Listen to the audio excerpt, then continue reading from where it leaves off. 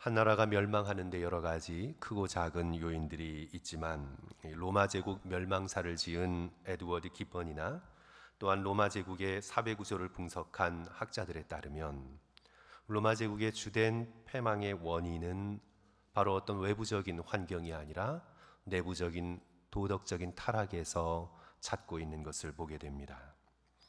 상류층의 사치와 방탕이 만연했습니다.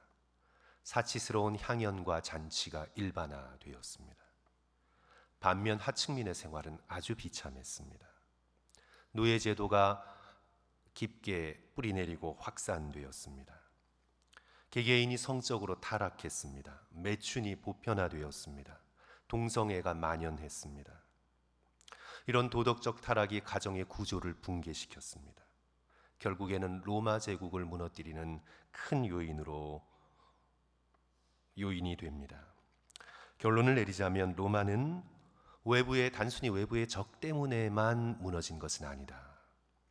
내부의 도덕적 타락, 한 개개인의 타락들이 로마 제국의 붕괴를 가져왔음을 우리는 알 수 있습니다. 우리가 말씀의 순서에 따라서 오늘 본문의 말씀을 살펴보고 있는데요.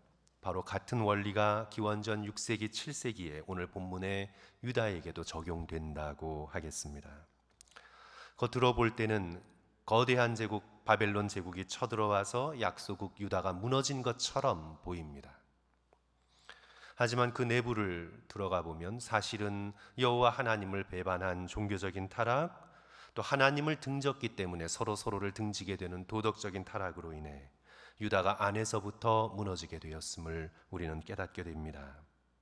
본문 9절, 여호야긴이 그의 아버지의 모든 행위를 따라서 여호와 보시기에 무엇을 행했습니까? 라아, 악을 행하였더라. 유다 왕들의 행한 악이 쌓이고 쌓였습니다. 므낫세 때 와서 극에 달았습니다. 그리고 그 이후의 왕들도 역시 악을 쌓고 악을 쌓았습니다. 19절 보시면 유다 역사의 마지막 왕인 시드기야를 가리켜 그가 여호야김의 모든 행위를 따라 여호와 보시기에 또 무엇을 행했습니까? 악을 행했습니다. 문제는 그들은 자신이 악을 행한 줄 몰랐습니다. 자신이 행한 것들이 악한 것인지를 깨닫지 못했습니다. 왜냐하면 도덕적인 절대 기준 되시는 하나님을 상실했기 때문입니다. 절대 기준이 되시고 흔들리지 않는 하나님 앞에서 자신의 삶을 돌아본 것이 아니라 주변의 다른 나라들을, 다른 왕들, 시대의 흐름 속에서 자기를 바라보니까 자기가 뭐 그렇게 나쁜 건지 깨닫지 못합니다. 다른 나라도 다 바알과 아세라를 섬기고 1월 성신에게 제사하고 다 다신교를 믿고 다른 나라 왕들도 다 사치하고 방탕하고 간음하고 정적들을 몰래 죽이고, 그런데 왜 나만 안 해야 되는 거지? 세상이 그렇게 가는데 왜 나만 안 해야 되는 거야? 하나님 앞에서 도덕적 기준을 상실했습니다. 하나님을 바라보고 그 앞에서 자신의 삶을 살아가는 것이 아니라 다른 사람들을 바라보고 시대를 바라보고 자신의 인생, 나라를 운영해 나갑니다. 오늘의 말씀, 그러나 그들의 모든 행위는 여호와 보시기에 악을 행한 것이었습니다. 베에이나이 아도나이, 하나님의 에이네이, 하나님의 눈 앞에, in the eyes of the Lord, 하나님의 눈 앞에서, 여호와의 보시기에, 하나님의 면전 앞에서 그들은 악을 행한 것입니다. 사람 앞에서 악을 행한 것이 아니라 결국은 모든 것을 꿰뚫어보고 계시는 지극히 거룩하시고 의로우신 하나님 앞에서 그들의 마음이 악했습니다. 사랑하는 성도 여러분, 우리의 모든 말과 우리의 모든 생각과 우리의 모든 행위와 우리의 깊숙이 숨겨져 있는 마음의 동기는 결국 여호와 하나님의 눈 앞에 있는 것임을 우리가 깨달아 알 수 있었으면 좋겠습니다. 이런 유대 왕들의, 또 이스라엘 왕들의 죄가 쌓여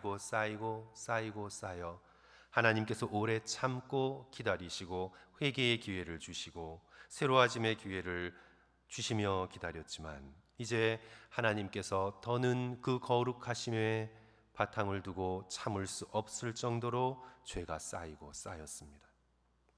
마치 노아의 때에 세상의 죄를 참으실 수 없었던 것처럼 하나님께서 택해 구원하신 이스라엘 백성, 유다 백성의 죄가 하나님의 눈앞에서 쌓이고 쌓여 한계점에 이르렀습니다. 이제 택한 백성이나 이방 백성이나 똑같게 되었습니다. 아니, 더 악하게 되었습니다. 교회나 세상이나 똑같게 되었습니다. 아니, 오히려 더 위선의 탈을 쓰고 더 부패하게 되었습니다. 그리하여 거룩하시고 의로우신 하나님께서는 바벨탑을 흩으셨듯 노아의 시대의 세상을 심판하셨듯 이스라엘과 유대 백성을 이방 나라 속에 흩어 버리십니다. 너희들이 그렇게 이방 나라를 닮고 이방 나라를 좋아하고 그들의 문화를 따랐으니 이제 너희들이 이방 나라 속으로 흩어져라. 바벨탑에서 세상 백성들의 말을 혼잡게 하여 세상 가운데 흩어버리셨듯이 하나님께서는 택하신 백성 이스라엘을 너희들이 그렇게 사랑하고 따르고 좋아하고 욕망하는 세상 속으로 흩어져라 하고 흩어버리셨습니다. 20절 여호와께서 예루살렘과 유다를 진노하심이 그들을 그 앞에서 쫓아내실 때까지 이르렀더라. 여호와의 면전에서 눈앞에서 쫓아내셨습니다. 너희들이 좋아하는 세상을 즐겨라. 쫓아내셨습니다. 이것이 바로 오늘 본문이 우리에게 보여주고 있는 유다의 그런 마지막이 가까운 때의 모습입니다. 성도 여러분, 우리는 이 유다의 패망을 통해서 그들의 타락을 통해서 우리가 교훈 삼아야 할 것이 한 가지 있는데 우리는 우리의 겉사람이 아니라 우리의 속사람을 살아계신 하나님 앞에서 든든히 세워가야 하는 영적인 사명이 있음을 잊어버려서는 안 되겠습니다. 이것이 바로 택함 받은 백성의 영적인 사명입니다.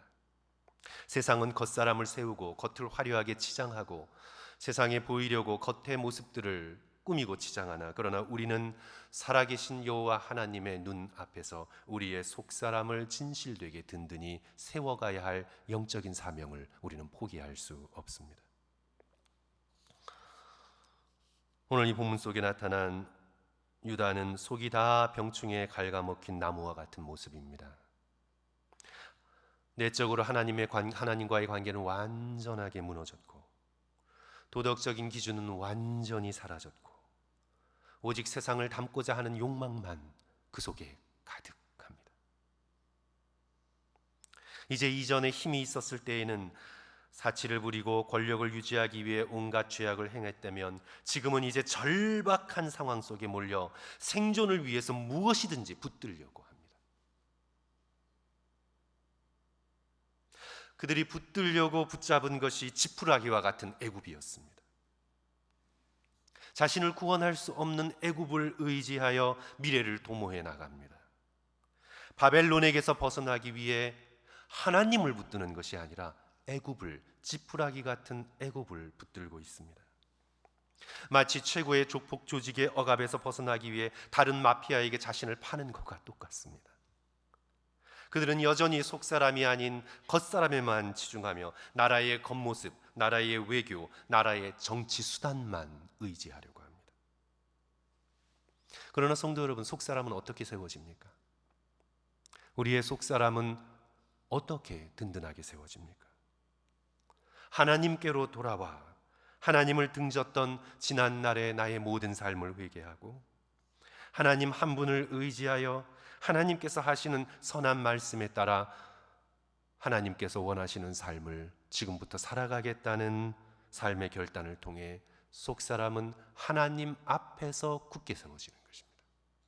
속사람은 절대로 사람 앞에서 세상 속에서 세워지지 않습니다. 속사람은 내가 하나님을 바라보고 다른 사람 바라보는 것이 아니라 살아계신 하나님, 하나님께서 나에게 거시는 기대, 하나님께서 나에게 맡겨주신 사명, 그 하나님의 눈 앞에서 나의 속사람은 세워지는 것입니다. 마치 뿌리 깊은 나무처럼 하나님 앞에 굳건하게 서 있을 때 우리의 속사람은 세워집니다.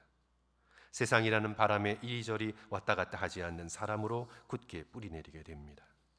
오늘 우리는 이 본문의 말씀을 대하면서 나라의 부흥, 시대의 부흥, 사회의 부흥, 심지어 교회의 부흥 이전에 나 한 사람이 하나님의 눈 앞에 온전히 서게 되는 나 한 사람의 부흥을 꿈꾸게 됩니다. 하나님께서는 특히 역사가 어두우실 때, 역사가 어둡게 될 때 하나님께서는 개인 한 사람 한 사람을 부르셨습니다. 역사가 어둡고 시대가 타락을 향해 내다름질 치는 상황 가운데 하나님께서는 집단을 부르시거나 단체를 부르신 것이 아니라 거기서 하나님의 뜻과 하나님의 음성에 귀 기울일 수 있는 한 사람을 불러내셔서 하나님의 일을 도모하십니다. 바벨탑을 쌓으며 하늘에 닿으려다 교만한 인류의 역사 가운데 흩어져 버린 사람들 속에서 하나님께서는 아브라함 한 사람을 불러내십니다. 믿음의 백성이 애굽에 종살이하는 비참한 상황 속에서 하나님께서는 모세 한 사람을 불러내십니다. 사사시대의 깊은 영적인 어두움 속에서 하나님께서는 어린 사무엘 한 사람을 불러내셔서 하나님의 일을 시작하십니다. 하나님께서는 오늘도 저와 여러분 한 사람을 부르시고 계십니다. 먼저 나 한 사람이 살아계신 하나님의 면전에서 하나님의 눈을 바라보고 나 한 사람이 영적으로 부흥되기를 소망하고 계십니다. 그래요, 성도 여러분, 이 시대를 사면서 다른 사람과 비교하는 것은 헛된 일입니다. 하나님은 나에게 나의 삶을 살라고 부르셨지 다른 사람의 삶을 흉내내라고 부르지 않으셨습니다. 그리하여 다른 사람의 삶을 비교하면서 내 인생이 왜 이렇지? 비교하는 것은 불신앙이요 헛된 것입니다. 왜냐하면 하나님께서 나 한 사람을 하나님 앞으로 끌어내 부르시기 때문입니다. 부활하신 예수 그리스도께서 베드로를 향해 말씀하셨습니다. 너는 나를 따르라.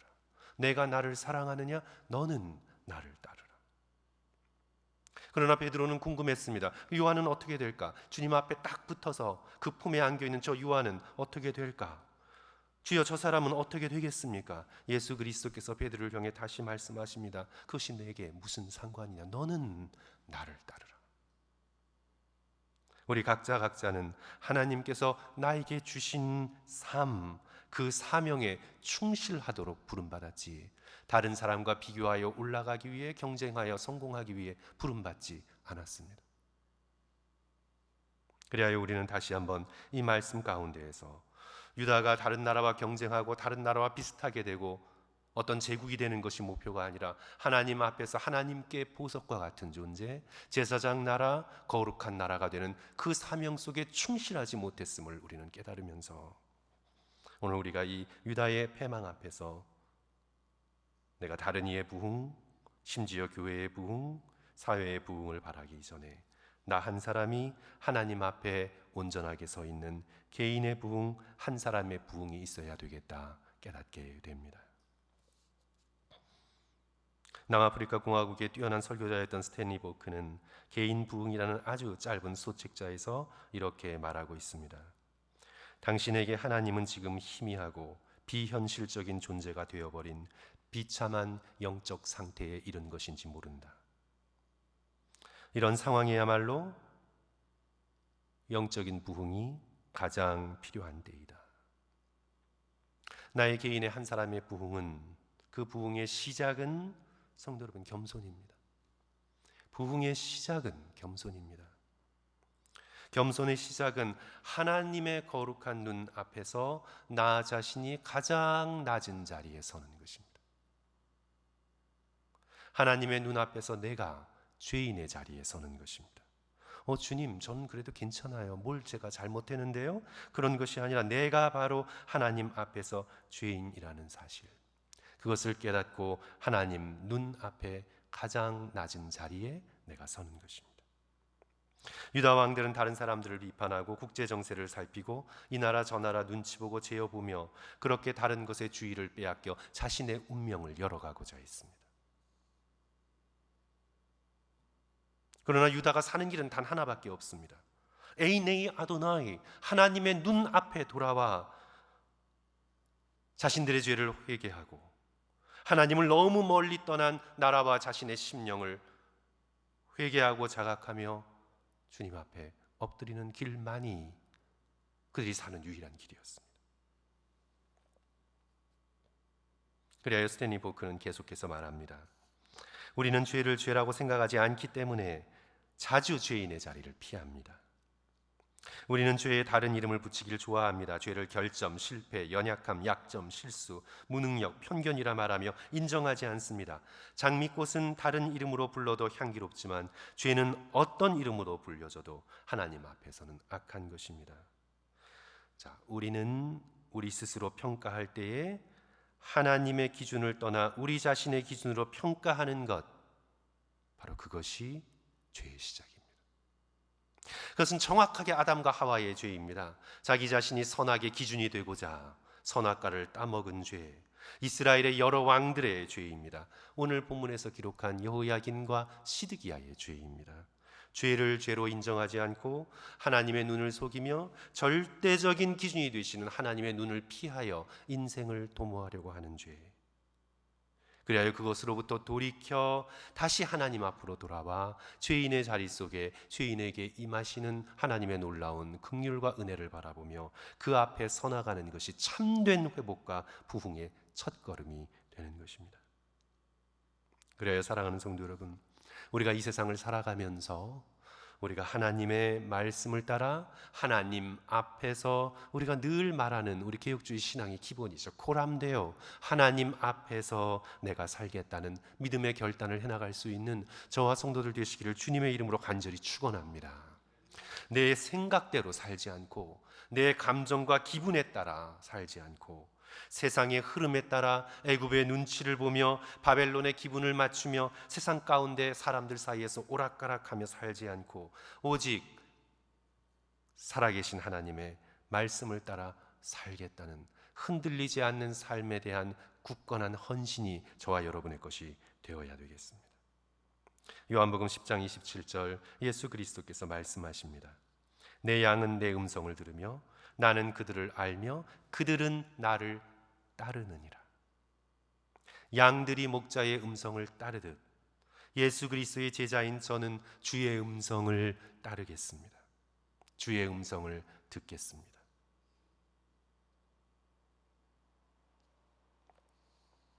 유다의 역사에 히스기야와 요아스 같은 몇몇 의로운 왕이 있었습니다.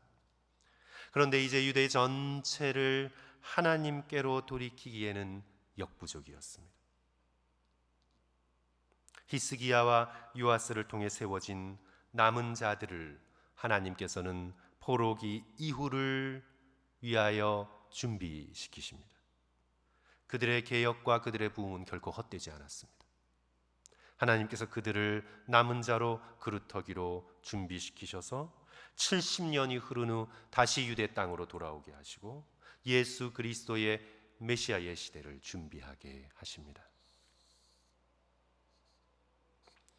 성도 여러분, 오늘 말씀을 마칩니다. 오늘 본문의 이 나라 유다가 나 자신이라고 생각해 보십시오.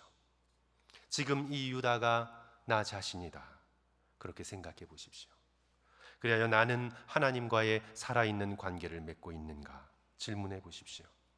혹시 하나님 앞에 계속해서 쌓아 올린 죄악이 있는가 자신을 돌아보십시오. 내가 하나님보다 세상을, 애굽을 더 의지하지 않았는가? 하나님 앞에 자신의 모습을 돌이켜 보십시오. 하나님 앞에서 살기보다 사람들 앞에 그럴듯하게 비춰지기를 원하며 살아가진 않았는가? 그래서 믿음의 뿌리는 깊지 못하고 언제나 세상 풍파에 흔들리는 그런 뿌리 없는 삶을, 겨와 같은 삶을, 먼지와 같은 삶을 내가 살고 있지는 않은가? 나의 마음은 굳건하게 하나님과 예수 그리스도의 십자가와 부활의 소망 안에 뿌리 내리고 있는가? 나는 진정으로 예수 그리스도를 의지하고 있고 그리스도의 사람으로 되어가고 있는가? 이렇게 질문하면서 하나님 앞에서 살아가는 참된 신앙의 부흥이 있기를 주님의 이름으로 간절히 축원합니다.